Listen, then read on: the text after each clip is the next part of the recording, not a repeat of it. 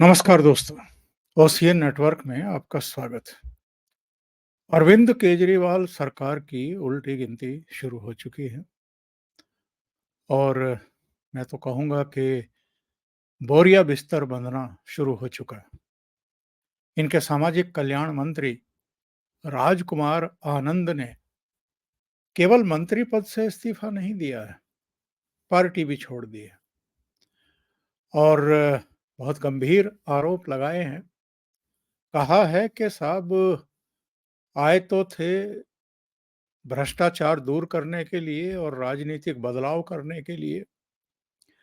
In fact भ्रष्टाचार विरोधी आंदोलन के गर्भ से ही पैदा हुए थे, लेकिन एक के बाद एक मंत्री क्या, उप मुख्यमंत्री क्या, मुख्यमंत्री क्या, सब भ्रष्टाचार के गंभीर आरोपों में फंसते हुए जा रहे हैं। तो उन्होंने कहा कि साहब मेरा मोहभंग हो चुका है, मैं इस सरकार से भी, मंत्री पद से भी इस्तीफा दे रहा हूँ और पार्टी को भी छोड़ रहा हूँ। हालाँकि उन्होंने अभी कोई इशारा नहीं किया है कि वो कहाँ जाएँगे। उनका कहना था कि अभी मैंने डिसाइड ही नहीं किया है कि मैं कहाँ जाऊँगा। लेकिन ये एक ऐसी घटना है जब कुछ ही दिन पहले अरविंद केजरीवाल गिरफ्तार हुए हैं शराब घोटाले में और ईडी की हिरासत में 11 दिन रहने के बाद न्यायिक हिरासत में भेजे गए हैं और एक दिन पहले ही दिल्ली हाई कोर्ट ने, जो उन्होंने चैलेंज किया था अपनी गिरफ्तारी को और न्यायिक हिरासत को, उस पर अपना फैसला सुनाते हुए बहुत कड़ी टिप्पणियां की हैं अरविंद केजरीवाल के बारे में। मुख्यमंत्री के तौर पर भी, आम आदमी पार्टी के संयोजक के तौर पर भी और व्यक्तिगत तौर पर भी, जो इस पूरी साजिश में, यानी नई आबकारी नीति बनाने, रिश्वत मांगने और रिश्वत को ठिकाने लगाने के पूरे खेल में अरविंद केजरीवाल खुद शामिल थे, ऐसा आरोप उन पर लगा है। ईडी के जो डॉक्यूमेंट हैं, उनके आधार पर दिल्ली हाई कोर्ट ने ये बात खुद कही है। क्योंकि पार्टी भी अब पीएमएलए एक्ट के घेरे में आने जा रही है और ये पहले राउज एवेन्यू कोर्ट ने भी ये सवाल खड़ा किया था कि अगर पार्टी के टिकट पर चुनाव लड़ रहे लोगों को ही वो पैसा गया है रिश्वत का और वहां खर्च हुआ है, और अगर पार्टी के संयोजक के नाते अरविंद केजरीवाल के द्वारा गाइडेड ही सारे काम हुए हैं, तो आम आदमी पार्टी को इसमें आप एक पार्टी क्यों नहीं बना रहे हैं। और दिल्ली हाई कोर्ट के टिप्पणियों के बाद तो ये लगभग तय हो गया है अब कि अब आम आदमी पार्टी भी इसमें एक एक्यूज होगी और संयोजक के नाते अरविंद केजरीवाल को ही कटघरे में खड़ा किया जाएगा और उन्हीं को सजा भी सुनाई जानी है।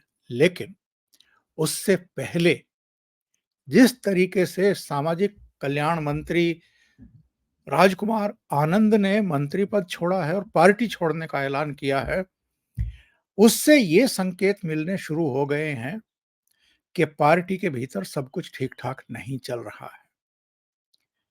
हालाँकि मैं एक सूचना आपको साझा करता चलूँ, पिछले साल नवंबर में और ठीक 2 नवंबर को, जिस दिन के लिए पहला समन ईडी का अरविंद केजरीवाल को मिला था कि आप 2 नवंबर को हमारे समक्ष पेश होइए और जो शराब घोटाला है, उस पर जो हमारे सवाल हैं, उनके जवाब दीजिए।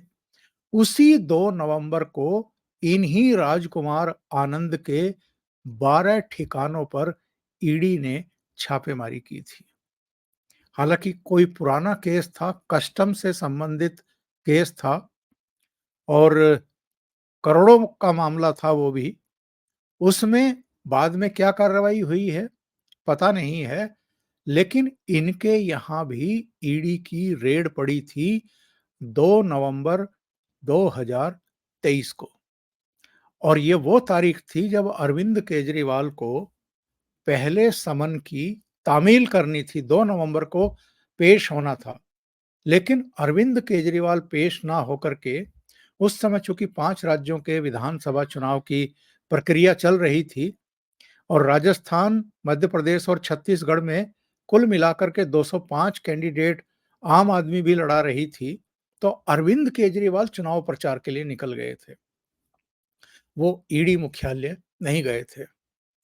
तो राजकुमार आनंद का इस्तीफा देना केजरीवाल के पूरे कुनबे के लिए एक बहुत बड़ा झटका है, एक आघात है और ये माना जा रहा है कि राघव चड्ढा तो पहले ही चुप्पी साध करके बैठे हुए हैं लंदन में।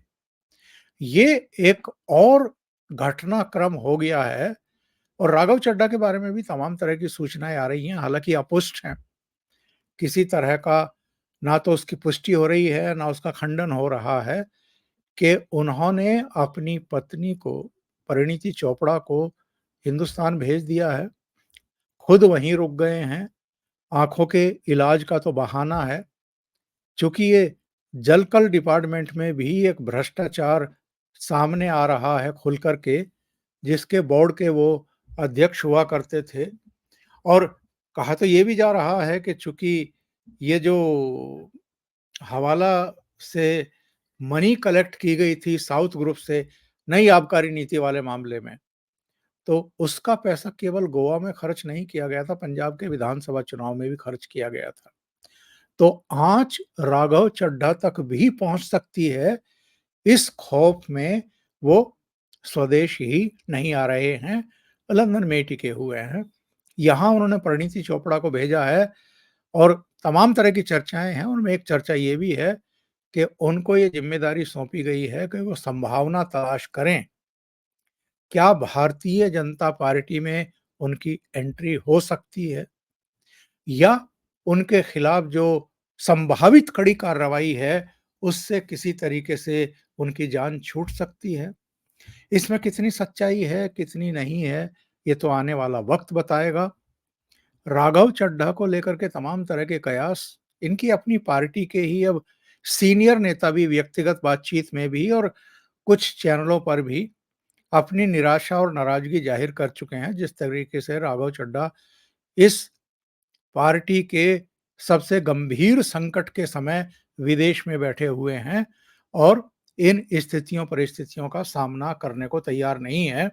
पर इस बीच जो ये घटनाक्रम हुआ है, यानी राजकुमार आनंद का मंत्री पद छोड़ना, पार्टी भी छोड़ देना और ये आरोप लगाना अरविंद केजरीवाल पर और बाकी के नेताओं पर कि आप तो ऐसे ना थे, आप तो ये काम करने के लिए नहीं आए थे, जो गंभीर आरोप आपके ऊपर लग रहे हैं, इसलिए मैं पार्टी से बाहर जा रहा हूँ, मंत्री पद से भी इस्तीफा दे रहा हूँ। ये एक बहुत बड़ा झटका है और ये माना जा रहा है कि एक्चुअल में ये शुरुआत है। बगावत शुरू हो चुकी है। इसके तुरंत बाद जिस तरीके से संजय सिंह और सौरभ भारद्वाज आए प्रेस कॉन्फ्रेंस करने के लिए और उन्होंने कहा कि हम तो पहले से ही कह रहे थे, आतिशी जी भी कह रही थी, अरविंद केजरीवाल भी कहते-कहते अंदर चले गए, मनीष सिसोदिया भी कहते थे कि हमारी पार्टी को तोड़ने की साजिशें रची जा रही हैं और अरविंद केजरीवाल को भी शराब घोटाला तो एक बहाना है, उनको इसलिए उठा कर के जेल में डाल दिया गया ताकि दिल्ली सरकार को तोड़ा जा सके और चलता किया जा सके। तो अब इन्होंने ये लाइन लेनी शुरू कर दी है। लेकिन जब एसीबी की टीम, जब क्राइम ब्रांच की टीम अरविंद केजरीवाल के यहाँ गई थी ये पूछने के लिए कि आप जो ये एलिगेशन लगा रहे हैं कि हमारे 21 एमएलए तोड़ने की साजिश रची जा रही है, या हमारे 7 एमएलए को तो कॉल की गई है। तो ज़रा ये बता दीजिए कि वो 21 एमएलए कौन हैं, ताकि हम उनसे ज़रा पूछताछ कर लें। किस दिन उनसे संपर्क साधा, किसने साधा, किसके ज़रिए साधा, या फ़ोन अगर किया गया है तो किस नंबर से किया गया और कौन से नंबर पर किया गया, किस समय किया गया, क्या बातें हुई, क्या ऑफ़र दिया गया। तो क्राइम ब्रांच की उस जांच टीम से अरविंद केजरीवाल मिले ही नहीं। उनको मुख्यमंत्री आवास पर गेट पर ही इंतजार करके वापस लौटना पड़ा। तो ये फेस सेविंग के लिए भी और पेशबंदी के लिए भी, क्योंकि शराब घोटाला बेहद गंभीर मामला है।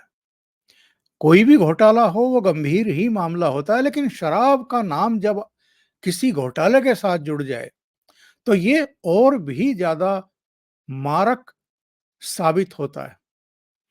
और जो अक्सर हम कहते हैं अपने प्रोग्राम में कि ये जो 3 राज्यों के चुनाव हुए थे, यानी राजस्थान, मध्य प्रदेश और छत्तीसगढ़, जिसमें अरविंद केजरीवाल की पार्टी ने 205 कैंडिडेट खड़े किए थे, और उन सब की जिस तरीके से ना केवल जमानतें जब्त हुई, बल्कि उनको नोटा में पड़े वोटों से भी 50% मिले, उससे एक बात तो साबित हो जाती है कि इस शराब घोटाले ने एक तरीके से इनका काम तमाम कर दिया।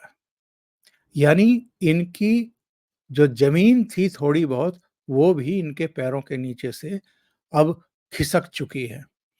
और ये संजय सिंह हों, आतिशी मारलेना हों, सौरभ भारद्वाज हों, ये भले ही अभी मीडिया के सामने आकर के मोर्चा सँभाले हुए हों और अभी भी इसको एक राजनीतिक लड़ाई का रूप देने की चेष्टा कर रहे हों, पर एक्चुअल स्थिति ये है कि रात को जब बिस्तर पर लेटते होंगे तो इनकी आत्मा भी कचोटती होगी। और कैसे इनको नींद आ रही होगी, क्योंकि रोज झूठ बोलना पड़ रहा है। रोज झूठ बोल करके चीज़ों को एक अलग दिशा, एक अलग एंगल देने का पाखंड करना पड़ रहा है, झूठ बोलना पड़ रहा है। तो ऐसे में इनके परिवार भी, इनकी अपनी आत्मा अगर बची है तो इनके रिश्तेदार, इनके करीबी मित्र, वो सब इनकी मज़ाक उड़ाते होंगे। और इनकी विश्वसनीयता, इनकी क्रेडिबिलिटी कितनी बची होगी अपने आस-पास, ये भी अपने आप में एक बड़ा प्रश्न है।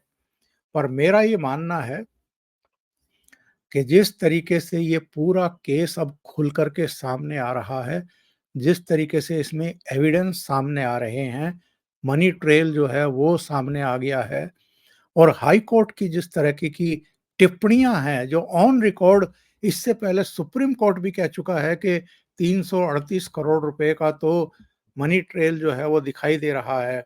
जिस तरीके से व्हाट्सएप चैट हैं, अरविंद केजरीवाल के दिशा निर्देश हैं, गवाहों के बयान हैं, उन सब में अब किसी को कोई संदेह बाकी बचा नहीं है कि ये मामला बेहद सीरियस है।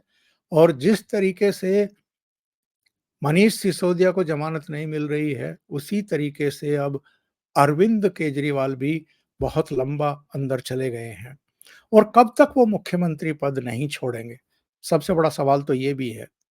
प्रेशर इतना आ गया है, एलजी ऑलरेडी कह चुके हैं कि जेल से तो सरकार नहीं चलेगी।